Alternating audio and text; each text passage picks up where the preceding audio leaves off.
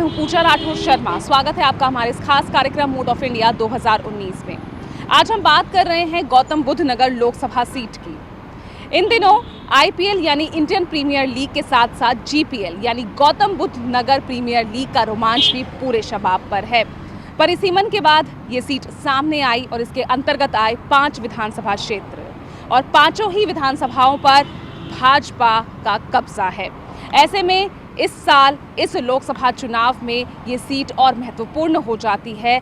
इसीलिए आज इस कार्यक्रम में हम जानेंगे जनता की राय, क्या है उनका कहना, कितना आश्वस्त हैं वो अपने सांसद के कार्यकाल से, कितना आश्वस्त हैं इस सरकार के कार्यकाल से। तो आइए जानेंगे जनता की राय। शुरुआत करते हैं mood off India 2019 Gautam Buddha नगर लोकसभा सीट।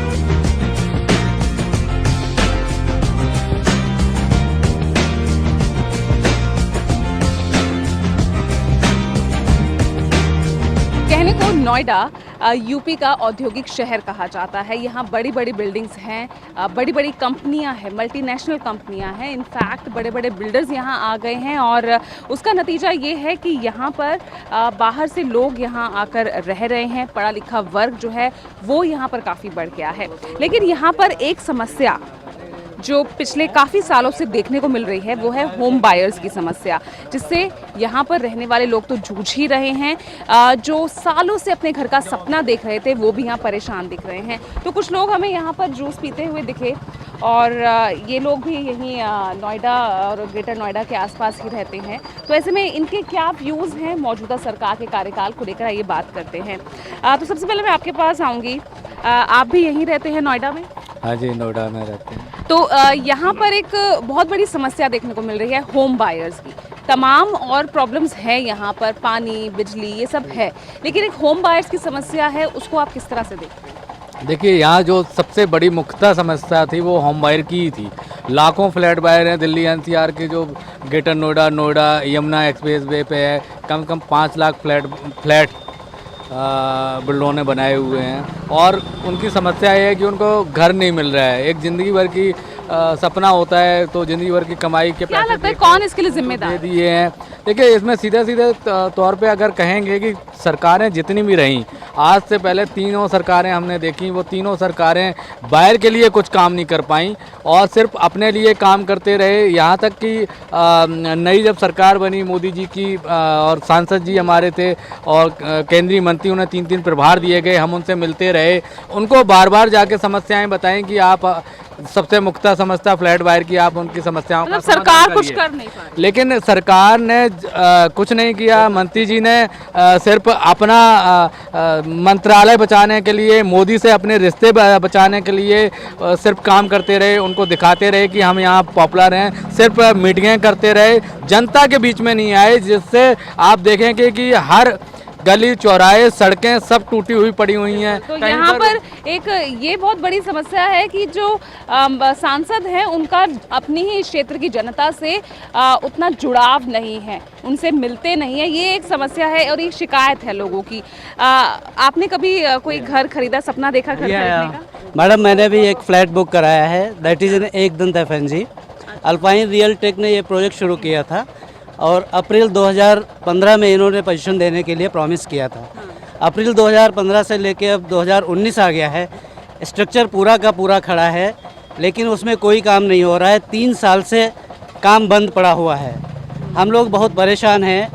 इसी वजह से हमने अपना बच्चे को एडमिशन कराया ग्रेटर नोएडा में, नोएडा से ग्रेटर नोएडा में, कि जब फ्लैट मिलेगा तो मेरा बच्चा मेरे फ्लैट के नज़दीक ही पढ़ेगा।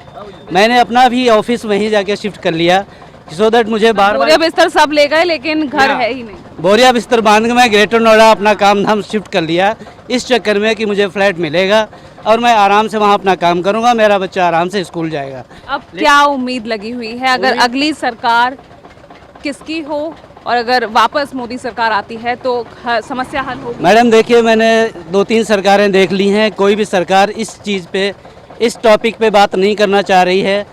योगी जी आए थे, बहुत ज़ोर शोर से उन्होंने लगाया था कि बिल्डर्स को फ्लैट देने पड़ेंगे और इतने फ्लैट्स देंगे, उतने देंगे, लेकिन वो 2-4-6 महीने बाद ही उनकी सारी स्कीमें फ्लॉप हो गई। अच्छा, मामला सुप्रीम कोर्ट में जाने के बाद भी थोड़ी उम्मीद की किरण तो दिखी थी शायद सुलझ जाएगा। नहीं, ऐसा कुछ नहीं दिखाई दे रहा। क्योंकि यहाँ पे सब लोग बिल्डर्स के खिलाफ कार्रवाई तो की जा रही है। ना कोई कार्रवाई नहीं हो रही, वो केवल दिखाने के लिए कार्रवाई हो रही है और प्राधिकरण सरकार किसी तरीके की कोई मदद नहीं कर रही है। वहाँ जाके बिल्डर उल्टा सेफ हो जा रहा है, उसमें के केस चल रहा है, ना तो बायर उसको बोल सकता, कोई किसी तरीके की उससे बात नहीं कर सकते। इसकी वजह से रियल एस्टेट का जो बिजनेस है वो भी बहुत डाउन हुआ है, सिर्फ इन्हीं चक्करों डाउन हुआ है। इवन कोर्ट भी कुछ नहीं कर पा रहा है, वो बायर्स को केवल डेट पे डेट दिया जा रहा है। वो बायर्स की प्रॉब्लम नहीं समझ पा रहे हैं कि बायर्स को फ्लैट चाहिए, डेट्स नहीं चाहिए। डेट्स लेके हम क्या करेंगे, बार बार जाके कोर्ट के चक्कर लगा रहे हैं। हमारे पास इतना टाइम नहीं है, पैसा हमने बायर्स को दे दिया है, हम बैंक की अब EMI इस चुनाव को लेकर अब होम बायर्स, फ्लैट बायर्स अब क्या सोच रहे हैं इस चुनाव एक सेकंड और लूंगा। जैसे आप कहते हैं कोर्ट की, जब सरकार का कोई मामला आता है तो दिन रात कोर्ट चलती है। सुप्रीम कोर्ट की बात कर लो रात को भी तो रात को भी कोर्ट चलती है। यहाँ पर आप अगर 5 लाख फ्लैट फंसे हुए हैं तो 5 लाख फ्लैट वाले 5 फैमिली और फंसी हुई हैं उनकी, तो आप समझ लो 20 लाख लोग परेशान हैं। 20 लाख लोगों को परेशानी को, लोगों को, जनता के जो प्रतिनिधि हैं उनको नहीं दिखता है कि 20 लाख लोग परेशान हैं। तो आप होम बायर्स का वोट इस बार किसके? इस बार देखो जो होम बायर है उसने बहुत सोच समझ के निर्णय लिया है कि जो फ्लैट बायर के लिए, जनता के लिए काम करेगा, फ्लैट बायर उसको वोट देगा। अगर नहीं समझ में आता, वक्त तो आ गया है, अब तो अगर प्रतिनिधि उनको नहीं समझा पाते हैं तो हम लोग नोटा को वोट करेंगे। नोटा को वोट करेंगे बिल्कुल। We want to support NOTA because governments कोई भी है काम नहीं कर पा रही है। अब विश्वास किसी के अब विश्वास नहीं रहा है किसी के साथ में। ये मुख्यमंत्री जी, प्रधानमंत्री जी ने बहुत कोशिश करी कि बायर्स के लिए काम करा जाए, मकान मिले, लेकिन जो स्थानीय यहाँ के नेता हैं उन्होंने कोई इस तरीके से तो अपनी योजनाओं के भी काफी गुण गाते हैं। प्रधानमंत्री आवास योजना को लेकर वो तमाम चीजें कहते हैं कि कोई घर के लिए परेशान नहीं, घर के लिए परेशान तब मौके पे काम करने वाले कौन है? प्राधिकरण और यहाँ के स्थानीय नेता, उन्होंने किसी तरीके की कोई सहायता नहीं की। कोई सहायता करी होते तो आज जमीन पर दिखते ना, हकीकत दिखती जमीन पे। मुख्यमंत्री साहब ने बोला था 1.5 साल पहले, प्रधानमंत्री साहब ने बोला था 1.5 साल पहले कि हमारी सरकार उत्तर प्रदेश में बनेगी तो 80,000 लोगों को घर मिल जाएगा, लेकिन मुझे नहीं लगता कि 5,000 लोगों को भी घर मिला होगा। केवल सिर्फ और सिर्फ गुमराह किया है प्रधानमंत्री को, मुख्यमंत्री को, और कोई काम नहीं यहाँ पे करने दिया। बिल्कुल, तो यहाँ आप देख सकते हैं कि वो आम जनता है जो अपने घर का सपना सालों से देख रही है और कितने सालों बाद ये सपना पूरा होगा इन्हें भी नहीं पता। तो यहाँ अगर होम बायर्स की बात करते हैं तो जिस तरह से वोट उनका दिख रहा है, तो यहाँ कितनी भी सरकारें आए विश्वास उनका कहीं नहीं दिख रहा और नोटा पर बटन दबाने की वो बात कर रहे हैं।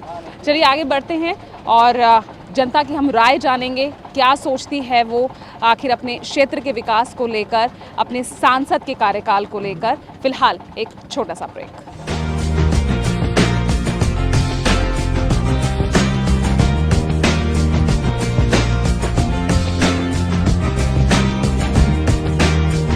देश की राजधानी दिल्ली से सटा गौतम बुद्ध नगर लोकसभा क्षेत्र वीआईपी सीट मानी जाती है क्योंकि देश की राजधानी से सटा हुआ है।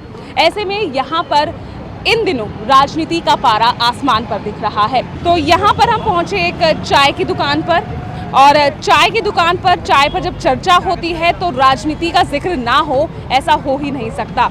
वहाँ पर आप देख सकते हैं चाय की दुकान के पास ही कई लोग भी यहाँ पर जुटे हुए हैं, चाय बन रही है, उधर चर्चा जो है वो जोरों पर है। और एक सबसे खास बात ये कि आप देखिए जिस डिजिटल इंडिया को लेकर प्रधानमंत्री प्रमोशन करते रहते हैं कि इंडिया को डिजिटलाइज करना है, तो उसकी एक मिसाल आपको यहाँ पे दिख सकती है कि आज एक चाय वाला भी इस तरह से भीम, यूपीआई, पेटीएम इन सब का यूज़ कर रहा है और डिजिटल हो रहा है। तो भैया पहले तो सब जो काम था वो कैश में होता था, अब पेटीएम या यूपीआई के जरिए आसान हो गया है। और हाँ जी, इससे थोड़ा हमें डिस्काउंट मिलता है आजकल। हाँ। कैशबैक हो जाता है, थोड़ा पैसों की थोड़ी बचत हो जाती है हमारी। बचत हो जाती है, कस्टमर्स पे करते हैं। हाँ जी, रोज। तो लग रहा है कि मतलब इंडिया डिजिटल हो रहा है। हाँ, हो रहा है। इस बार का वोट जो है किसको देने वाले हो? मोदी जी को। मोदी जी को। आप हैं इस बार दे सकते हैं, आप वोट एलिजिबल हैं? नहीं, मैं नहीं हूँ, मेरे पापा देंगे। पापा कहते हैं कि मोदी जी को ही दिया है। अच्छा, बच्चों के नज़रिए से अगर हम देखें तो यहाँ पर चुनाव के टाइम जब आता है किस तरह का माहौल रहता है, तब लगता है कि हाँ ये चीज़ें होनी चाहिए, ये विकास होना चाहिए जो अब तक नहीं हुआ। हाँ। कौन कौन सी मेन परेशानियाँ यहाँ पर दिखती है? रोडों की, रोज जाम लगता है यहाँ पर। कभी भी यहाँ पे सफाई भाई तो होती नहीं, टूटी वूटी यहाँ कहते सब हैं पर कोई करता नहीं। यहाँ पे सुबह से शाम लोग जाम ही लगा रहेगा, मुश्किल से 5-10 मिनट यहाँ खाली मिलेगा, वैसे जाम ही रहता है। दुकानदारी पे फर्क पड़ता है? हाँ बहुत ज़्यादा, चलिए गाड़ी यहाँ से तो निकलती है रोड से। बिल्कुल जाम होता है, दुकानदारी पर फर्क भी पड़ता है। तो ऐसे में एक बच्चे की जुबानी ये है, उसकी जो ये परेशानी निकल कर आई है कि रोड सड़कों पर जाम की जो समस्या है वो एक बहुत बड़ी समस्या है। चलिए यहाँ पर मुझे लगता है कि राजनीति पर एक बहुत ही गर्म चर्चा हो रही है कि शायद जब हमारा कैमरा आया तो उन्होंने नज़र भी नहीं यहाँ पर देखी। सर थोड़ा सा रोकना चाहूँगी, हम लोकसभा चुनाव को लेकर ही चर्चा कर रहे हैं, जानना चाह रहे हैं आप लोगों के व्यूज़। तो गौतम बुद्ध नगर इस सीट को लेकर क्या लगता है, इस बार की हवा क्या कह रही है? हवा बहुत बढ़िया है जी, मोदी जी की लहर है, अच्छा, मोदी जी के पक्ष में जाएगा। मोदी जी ने किसी को भी खड़ा किया है वो हमारे लिए शेर है। सही रहा है। अच्छा इस सीट पर तो काफ़ी सालों से बीजेपी का ही राज रहा है। हाँ बीजेपी का है और अच्छा काम कर रहे हैं, हाँ। प्रदेश की सरकार भी अच्छा काम कर रही है और लोगों को थोड़ी बहुत समस्या है वो आ जाती है, लेकिन किस तरह की समस्या है? जैसे सफाई वगैरह की थोड़ी बहुत समस्या है यहाँ, वो नहीं हो पाती, रेगुलर नहीं हो रही। क्यों नहीं हो पाती है अभी? पता नहीं स्टाफ के कर्मचारी जो है मार्केट में आते नहीं हैं, बहुत कम आते हैं। तो और सांसद पूरे के साहब पूरे ठीक से ये काम नहीं सफाई थोड़ी बहुत डाउन है, बाकी और सब काम बढ़िया हो रहा है, अच्छे से हो रहा है। और लगता नहीं अब दूसरी सरकार को, दूसरी पार्टी को अगर हम थोड़ा मौका दें?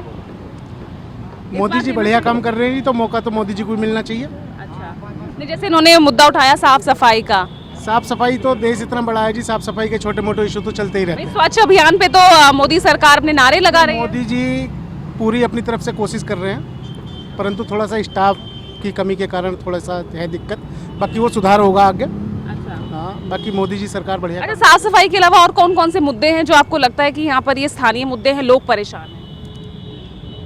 थोड़ा बहुत व्यापार के ही मुद्दे हैं जी। व्यापार में जैसे लोग जीएसटी दे रहे हैं, व्यापारी हैं? पेमेंट नहीं आ पा रही है। दर्द निकल रहा है दिल से, तो बताइए जीएसटी को लेकर क्या कहना चाहते हैं? जीएसटी गवर्नमेंट की देते हैं हम, और लेकिन पेमेंट नहीं हो रही है समय से, लोग नहीं दे पा रहे हैं, पेमेंट नहीं कर पा रहे हैं। तो इसका कोई शेड्यूल बनना चाहिए, गवर्नमेंट कोई नियम बनाए हमारा, 30 दिन 45 दिन 60 दिन 90 दिन कोई नियम निर्धारित करे कि भाई इतने दिन में पेमेंट अवश्य होनी है। मतलब जीएसटी को लेकर अभी भी जो व्यापार है वो सेटल नहीं हो पा रहे सेटल नहीं हो पा रहा है व्यापार, सही नहीं है अभी। लगता है ये मुद्दा सरकार के अगेंस्ट जा सकता है? हाँ बिल्कुल जा सकता है, इससे व्यापारी तो थोड़ा सा है परेशान। टैक्स तो समय पे जा रहा है ना, टैक्स गवर्नमेंट पेमेंट समय पे नहीं आ रही, बात तो यही है ना कहना। नहीं रही है तो इसका कुछ शेड्यूल बनाए गवर्नमेंट अपना, कि भाई पेमेंट हर हाल में जो बिल पक्के कट गए हैं, जिनकी जीएसटी जाती है, वो अपने बिल की पेमेंट होनी चाहिए किसी भी हाल में, 90 दिन में 30 दिन में 60 दिन में 45 दिन, कोई समय निर्धारित गवर्नमेंट करे या कोई प्रावधान बनाए उनके लिए, कि भाई कोई प्रावधान होना चाहिए। मोदी जी की बनेगी, मोदी जी के सिवा विकल्प भी कोई और नहीं है, दूसरा कोई दिखाई नहीं दे रहा, और किसी पार्टी में मोदी जी ही कर पाएंगे सही है। प्रियंका गांधी नहीं कोई नहीं है, राहुल गांधी कोई नहीं लगा पा रहा। मोदी जी के सामने कोई है, मायावती कोई भी विकल्प नहीं है। ये तो लीडर ही किसी काम के नहीं है, ये तो बेकार लीडर हैं। मोदी के सामने कोई विकल्प है नहीं दूसरा। जनता अच्छा इस बार क्या लग रहा है कि सपा बसपा का गठबंधन जो है थोड़ा हावी हो रहा है, क्या लग रहा है? कुछ इसका कोई इफेक्ट नहीं पड़ेगा यहाँ पे। और सीट गठबंधन जो है सबसे ज़्यादा देश के नुकसान के लिए है गठबंधन। अगर देश का विकास चाहिए, देश का क्या नाम है उन्नति चाहिए, तो मोदी जी दोबारा चाहिए। और जो गठबंधन है, मैं पूरी भारत देश की जनता से ये कहना चाहता हूँ कि गठबंधन को एक भी वोट न दें, क्योंकि ये देश को और पीछे ले जाएंगे। कांग्रेस ने जो 70 साल में नहीं किया, उन्होंने क्या नाम है 5 साल में कुछ करके दिखाया मोदी जी ने। और पूरे भारत देश से यही क्या नाम प्रार्थना करूंगा मैं कि वोट बीजेपी को ही दें अगर देश का विकास चाहिए। आप ये ना देखिए कि आज हमारा चूल्हा कौन जलाने आ रहा है, हर आदमी समझता है कि हमारा चूल्हा। लेकिन लोग तो ये भी कह रहे हैं कि जो तमाम योजनाएं हैं गरीबों के लिए शुरू की गई है, लेकिन गरीबों तक नहीं पहुंच रही, लोग ऐसा भी कह रहे हैं। देखिए आज 5 सालों में जो बहुत सारी योजनाएं हैं वो मोदी जी ने ऑनलाइन की हैं। अब मोदी जी सबके घर तो आएंगे नहीं कि भैया तुम जाओ इस योजना का लाभ लो। टेलीविजन में, पेपर में विज्ञापन आता है, आप जाइए प्रशासन से क्या नाम अपने योजनाओं को लाभ लीजिए। पर जो होम बायर्स हैं जिनको सालों से फ्लैट नहीं मिल रहे हैं, उनके लिए किस का होम बायर्स हैं, सालों से अपने घर पाने की चाह रख रहे हैं, वो अभी तक मिल रहा है, मिलेगा और जुड़ मिलेगा, सब मिल रहा है, जारी है, सब ऐसी कार्रवाई जारी हो रही है जी। मोदी सरकार का और योगी सरकार का हंटर पूरी तरीके से बिल्डरों पे चल रहा है और काफी लोग अब जेल में भी हैं जो बिल्डर थे जिन्होंने पब्लिक का पैसा खाया था। हर लेकिन नहीं मिल रहा अभी तक उसका रास्ता। मिलेगा ना, थोड़ा सा समय तो लगेगा ही, जब इतने दिन से फंसा हुआ था मामला, थोड़ा समय लगेगा। बाकी घर जरूर मिलेगा सबको जिसके पैसे दिए हुए हैं। बाकी बहुत सारे बिल्डर जेल में भी, आप भी देख रहे हैं, जिन्होंने पहले हवाई जहाज में घूमते थे वे अब जेल में हैं। राफेल का मुद्दा जो उठा रहा है विपक्ष, मैम ये जो मुद्दा है गठबंधन का है, महा मिलावट है। नहीं, कांग्रेस कहती है कि राफेल डील पर भ्रष्टाचार किया है। नहीं, इन्होंने प्रधानमंत्री कौन सा घोषित किया? कौन सी पार्टी प्रधानमंत्री बनाएंगे ये बताएं ना। जो गठबंधन है कौन सी प्रधानमंत्री बनाएंगे? पार्टी का बीजेपी का उसका बनेगा, कांग्रेस का बनेगा, या मायावती की बनेगा, या क्या नाम है अखिलेश यादव जी की बनेगा? इन्होंने घोषणा की ये देश बर्बाद करने के लिए गठबंधन किया है, मोदी जी को रोकने का है। ये इन्होंने विकास किया। चर्चा यहाँ पर जोरों से है और डेली ही यहाँ जब चाय पीने का वक्त होता है तो चर्चा भी शुरू हो जाती है। और ऐसे में इनका जो पक्ष है वो यही कहता है कि यहाँ गठबंधन की राजनीति तो नहीं चल पाएगी, सालों से यहाँ भाजपा है और इस बार भी यहाँ पर भाजपा ही अपना फूल खिलाती नजर आएगी। तो यहाँ पर फिलहाल यही कहना है यहाँ की इस आम जनता का। स्थानीय मुद्दे ज़रूर हैं लेकिन जो मोदी की जो लहर है वो यहाँ इस वक्त बहती हुई नजर आ रही है। आगे बढ़ते हैं और लोगों से बातचीत करेंगे, जानेंगे उनकी क्या राय है, हर एक वर्ग का मत जानेंगे कि आखिर इस बार लोकसभा चुनाव को लेकर वो कितने सचेत हैं, अपने सांसद के काम को लेकर, अपने स्थानीय अपनी जो लोकसभा क्षेत्र के विकास को लेकर वो कितने आश्वस्त हैं। आइए जानेंगे और लोगों से बातचीत करेंगे।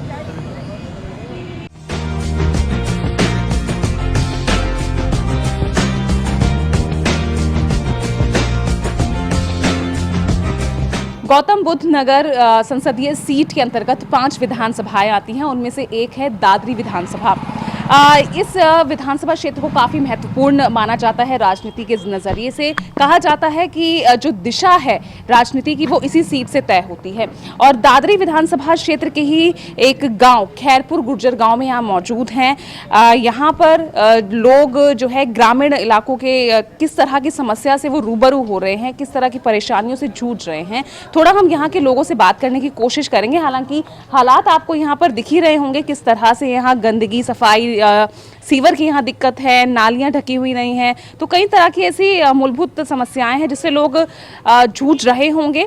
बाकी यहाँ पर रहने वाले लोग और किस तरह से देखते हैं इस बार के लोकसभा चुनाव को, विकास कार्य कितने आश्वस्त यहाँ के लोग अपने सांसद के विकास कार्यों से हैं, सरकार के विकास कार्यों से हैं, या फिर इस बार भी जातिवाद जो है वो इस बार हावी होती दिखेगी। यहाँ पर अगर हम बात करते हैं तो भाजपा का गढ़ ये कहा जाता है। अब यहाँ पर अगर हम जब पहुँचे तो यहाँ एक चौपाल बैठी हुई थी और आप देख सकते हैं कि सभी यहाँ पर चर्चा कर रहे हैं और मुख्य मुद्दा वही है लोकसभा चुनाव, किसकी सरकार आएगी, किसकी जाएगी, क्यों आएगी। तो आइए थोड़ा सा हम इनसे भी बातचीत कर लेते हैं कि आखिर इस बार राजनीति के लिहाज से क्या माहौल यहाँ पर बन रहा है, विकास हो रहा है या नहीं। तो चलिए सबसे पहले तो आपके पास ही मैं आऊँगी, कब से आप यहाँ रह रहे हैं और क्या हवा किसकी चल रही है? अब मैं यहीं पे रहते हुए, हम जन्म हमारा यहीं का है। अरे अच्छा। हाँ, यहीं के रहने वाले। और गाँव में कोई विकास नहीं है। बहुत सारे नई महेश शर्मा यहाँ पर आए हैं, क्षेत्र में तो आए नहीं है कभी भी। और हमारे यहाँ एक पढ़ाई का बहुत मुद्दा है, कोई भी बढ़िया स्कूल नहीं है। बढ़िया तो फीस इतनी है कि हमारे बच्चे उसमें पढ़ नहीं सकते। अच्छा, तो एक रोजगार का जो मुद्दा है वो एक बहुत बड़ा मुद्दा है, पढ़ाई लिखाई यहाँ पर नहीं होती। नहीं है जी, जो स्कूल खुले हैं प्राइवेट, बड़े महंगे स्कूल हैं, उनमें हमारे बच्चे नहीं पढ़ते। सरकारी स्कूलों की क्या? सरकारी स्कूलों में कोई मैडम आती नहीं है। एक मैडम आती है, 4 इनकी ड्यूटी है, एक आके अपना काम पूरा कर देती है। अच्छा। और बिल्डिंग सब टूटी पड़ी है, हालत जर्जर है, बच्चे वहाँ जा नहीं पाते हैं। इसके अलावा और क्या मुद्दे आपको यहाँ दिख रहे हैं? शिक्षा है, बेरोजगारी है। बेरोजगारी? हाँ, बेरोजगार। सरकार तो कहती है कि हमने पूरा रोजगार यहाँ युवाओं को दिया है। मैडम कुछ भी नहीं, अपनी उपलब्धि बताती है मोदी सरकार, वो झूठ बोलती है। कोई उपलब्धि नहीं है, आज तक कोई रोजगार नहीं मिला हमारे बच्चों को।